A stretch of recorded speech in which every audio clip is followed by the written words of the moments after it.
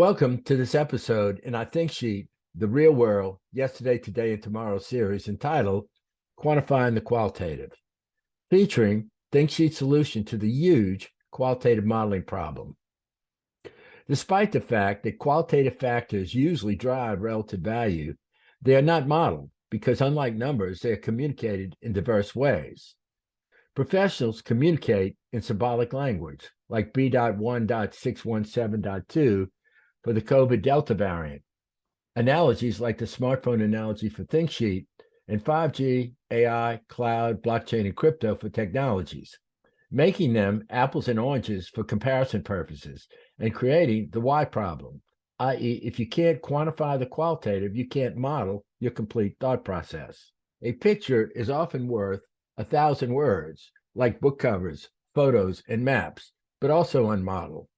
Same with books, brands, concepts, videos, and documentaries.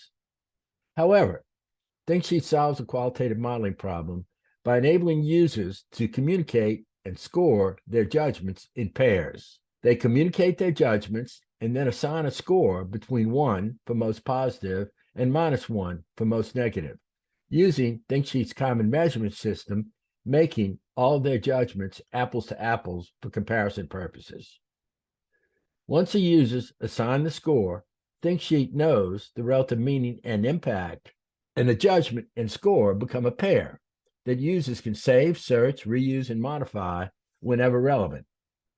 Now, the judgments are all apples to apples and can be synthesized with numerical data, and users can see the reason for their answer, solving the why problem.